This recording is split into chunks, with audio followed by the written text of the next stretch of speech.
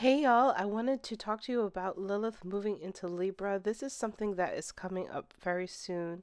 It will be here at the end of June, June the 30th. Lilith moves into Libra. Lilith is all about the dark side of the moon energy. It's this story of being rejected, and where Lilith goes, the feminine starts to toil in her own inner chaos.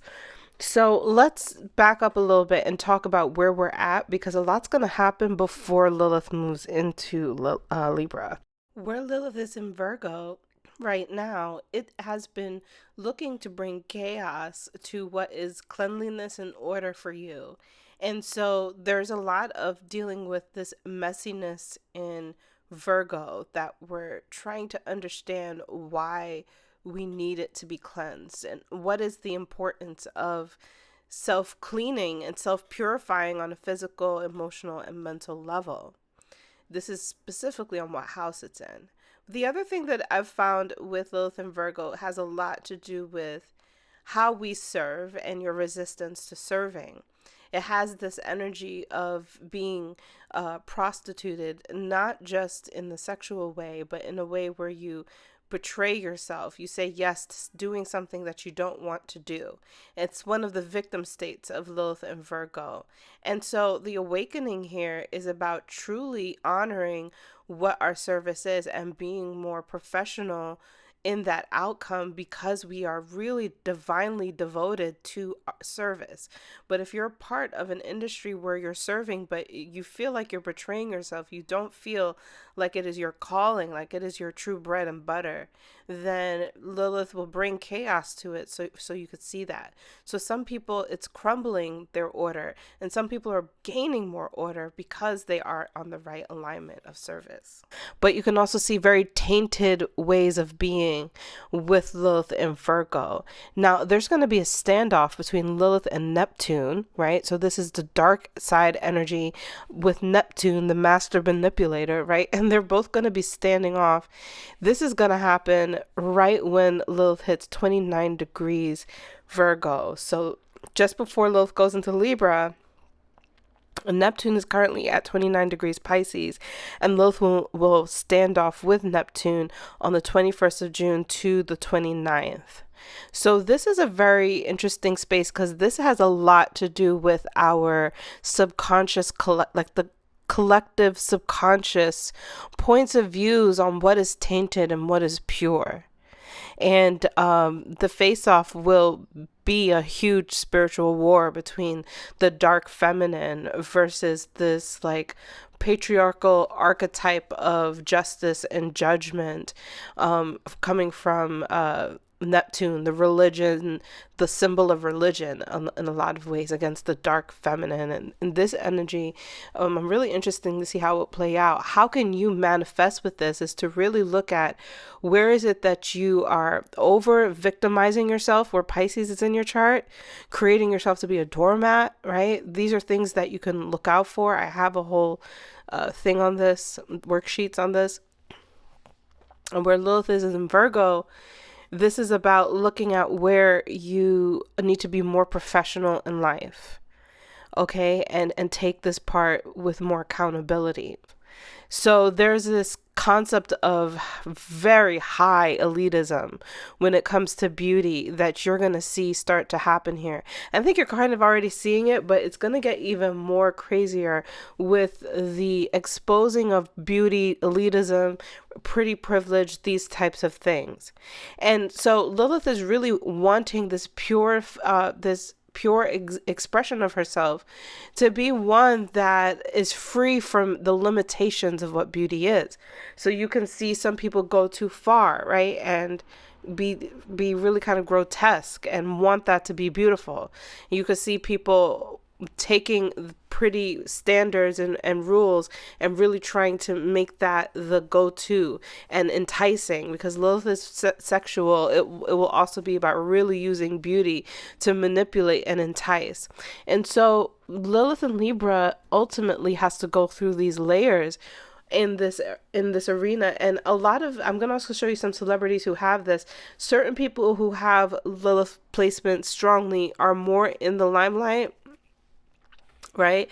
So these celebrities may be more like in the limelight when it comes to maybe their darker side and the things about them that you wouldn't suspect and things like that.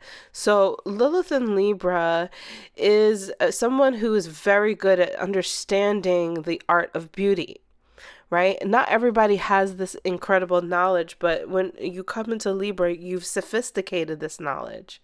So this is someone who's a really good deception person as well, right? And who can be very like demanding of your attention, very demanding of your attention, to see their glitz, to see their glam.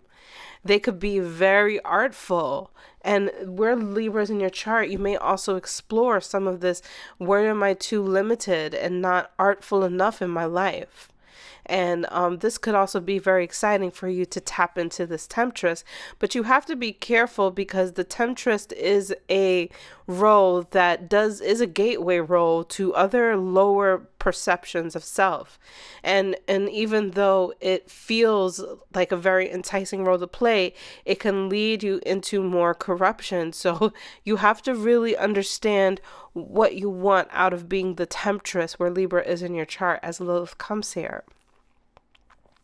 Now, Libra also rules the space where you have a one-on-one, and usually this is a relationship, but this can also be an opposing enemy. So in certain victim states, right, you can feel like there are true enemies, and you have to watch out for these enemies by creating boundaries. So instead of cheapening yourself or walking away or hiding what you believe is just, you just have to really create clear boundaries.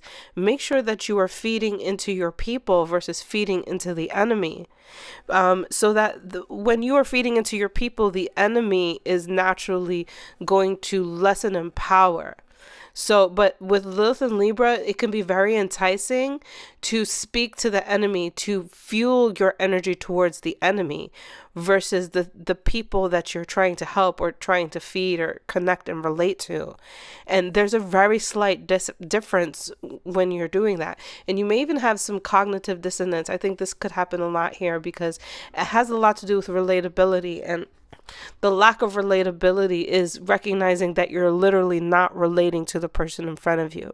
You're relating to a concept, or you're relating to what they represent on an enemy warfare, but you're not really relating to that person. So when Lilith moves into Libra, we're looking for the superior level where she is able to truly experience divine justice in situations. And divine justice is a lot more about boundaries. And these are slight differences, because in the courtroom of Libra, you've got prosecution, you've got defendants, right? But the divine justice is the truth of all matters. So when you are relating to people from divine justice, I feel like it really looks like you creating very strong boundaries for yourself and for the people who benefit those boundaries. This allows for you to not become a harsh judge, a strong prosecutor, right? Or a punisher. It actually is just more of a protector. It's this a beautiful protector. So, a lot of the times you may stumble with Lilith and Libra in its chaos and feeling like you're fighting for something, but you'll really know what you're fighting for in the way that you speak to it, because you can easily be exposed for the thing that you hate when you're fighting for something. For example, this is a really good example. I found this channel where this woman is helping happy wives, but all of her content is connected to not hurting men. So it's a lack of relatability, because she actually is calling herself happy wife, but all of her content is geared towards women who emotionally abuse their men. So there's a cognitive dissonance. It's like she's speaking to an enemy versus the happy wife that she claims her channel is called. So this is one example of that. A lot of the times you may have been seen from the negative side of life. You may have been degraded for your beauty in a past life where Libra is in your chart, and this dark side may bring this up. You've seen corruption, you've seen the immoral part of people, and you've seen it within yourself, and you choose not to succumb to the temptation. So there's a dark, chaotic version of Lilith and Libra that is the Temptress, that is the drug, right? And then there's the superior side or the enlightened side that does not cave into the temptress. And the thing about it is, like, even as I think about it, being the temptress just sounds so much more exciting and enticing. And that's the whole thing about Lilith, is that, you know, she sinfully presents her chaos of the whole shebang as a means of being very enticing. Right? So does this mean that you shouldn't be a temptress, or not being a temptress means you don't get the good out of it, which is feeling like you're sexy, sensual, that you're enticing to people? And so you deal with that within your inner world, and recognizing that actually in succumbing to temptations is actually where you're getting robbed of your energy. And so the temptress is also a leecher, or someone who takes a lot of energy, so they have a lot of energy. And when you have a lot of something and too much of it, it actually does start to look ugly. So it may appear to look good, but then it starts to look ugly. That's my take on it. So in this, we're really looking at the space in which we define what is beautiful justice, and what is beauty in justice, and what is the justice in beauty. These are the things that we are confronted with Lilith and Libra. And it's a great opportunity to find true morality, to tap truly into the beauty of your life, and to be connected and harmonizing with people. It's like there is a new beauty that wants to be birthed out of you, one that, and you've been trapped under a lot of limitations. So ultimately, we're trying to find that new beauty by not succumbing to these temptations, and by looking beyond our cognitive dissonance and how we relate to people, and finding who it is that we harmonize with. Like, this energy should help you to see that there is someone, there are people out there who are like you, who relate to you. This is an energy that allows you to see that you aren't alone, that people have gone through the same things that you've gone through. And when you are aligned with them, your message, your relatability, your fame, your what makes you attractive versus just tempting is the biggest fine line. And I think that that's where I'll lead at it. To be the tempter is actually coming from a space of deep lack, and feeling like I have to over manipulate and be enticing, and I don't believe in my own true product. Or maybe I really believe in my own true product, but my true product being like a drug, I know that I'm not necessarily doing right by this person. It's really hard to see the righteousness when something looks really, really good. And so you're really learning how to be more magnetic and attractive versus just tempting, because in your wholeness, being attractive, well, you're already attracting, but being attractive to the things that you like almost does not need the tempting of anything out that. So a temptation is something that distracts you because of a sense of lack, and so it looks better than it is. And then when the lights turn on, you're like, oh, I don't really want this. So that's kind of what we're dealing with here. Think of like the most enjoyable cupcake. You know, you have too many pink frosting cupcakes, and the temptation almost brings you to a disgust. So these are some of the things that I'm playing around with this Lilith energy. If you'd like to know more about your Lilith, learn more about Lilith, check out my Lilith worksheets down below, and I'll see you in the next video.